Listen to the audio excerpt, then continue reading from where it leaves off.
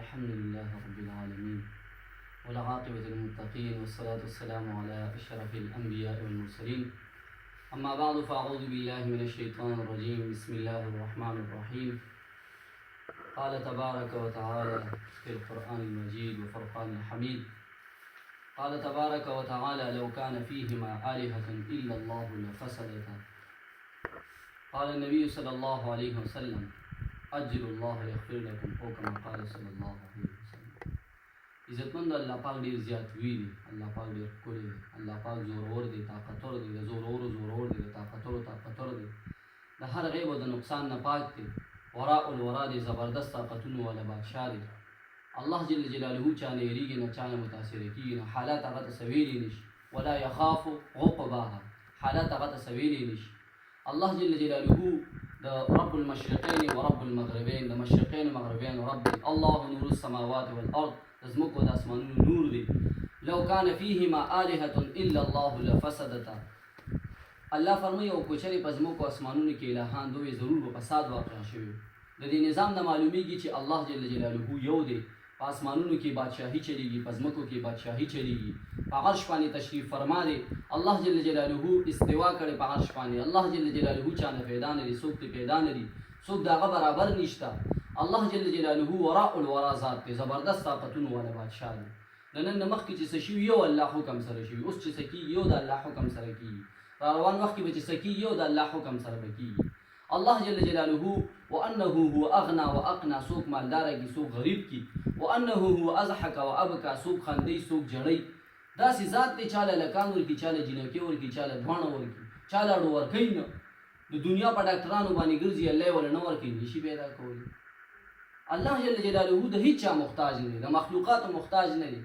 الله جل جلاله وراء الورا ذات دی. دیو جن حدیث مبارک کې راځي، رسول الله مبارک فرمایي وایي تاسو د الله په ذات کې سوچ مه کوئ. الله جل جلاله وراء الورا دی، د الله په کائنات کې سوچ کوئ، اسمانونو ته وګورئ، ځمکو ته وګورئ. وفي انفسکم افلا تبصرون. الله فرمایي د خپل ځان ته وګوره، سوچ وکړه د څه شیز نه مې پیدا کړی، من نطفه، د یو بیکاره څیز نه چې نه پکې غوږ و، نه پکې سترګه وه، نه پکې شونډې وي، هېڅ پکې نه و. او الله جل جلاله په خپل قدرت وچلو، بهترین انسان یې پیدا.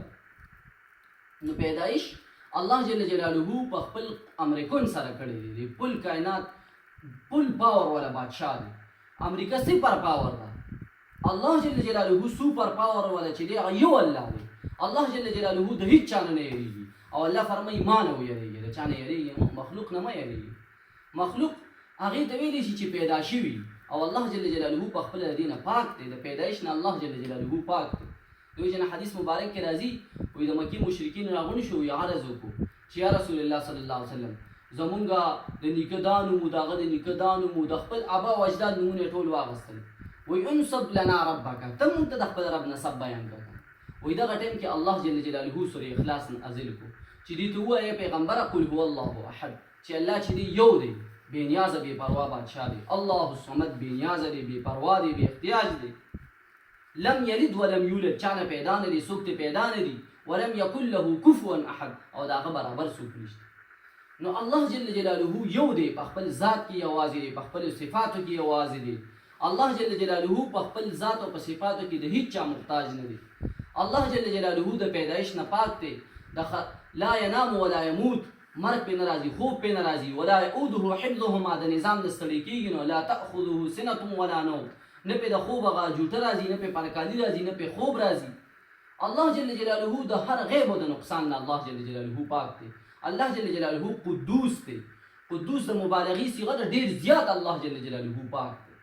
الله جل جلاله د تمامو ملکونو مالک دی، مالک الملک دی. یو نوم دی مالک الملک، د تمامو ملکونو مالک. او داسې لوی دی، داسې وراء الورا ذات دی چې زبردست پل پاور والا بادشاه دی. نو الله جل جلاله چې موږ تاسو وپېژنو، په دې دنیا کې ژوند داسې تېر کړو چې د الله جل جلاله د مرضۍ مطابق یې تېر کړو. ځکه الله فرمایي یو زما خوښه ده، یو ستا خوښه ده. کېږي هغه څه چې کومه زما خوښه ده. کو تا خپله خوښه زما په خوښه قربان کړه، بیا به کېږي هغه څه چې کومه ستا خوښه ده.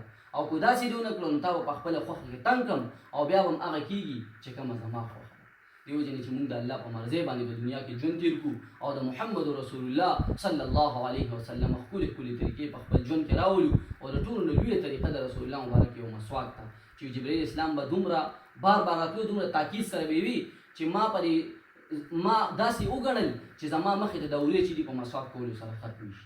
نو په مسواک کې د هر مرض نه شفا ده چې د رسول الله مبارک پر یو طریقه باندې مونږ او تاسو عمل وکړو، دا به دنیا کې مونږ او تاسو مونږ له فایده راکړي او په آخرت کې مونږ او تاسو له فایده راکړي او زموږ ټولې بیمارۍ او پریشانۍ به الله جل جلاله ختم کړي. الله جل جلاله دې مو تاسو ته د محمد رسول الله صلی الله علیه وسلم په طریقو باندې د صحیح طریقې سره د جنت تېرولو توفیق راکړي. واخر دعوانا الحمد لله.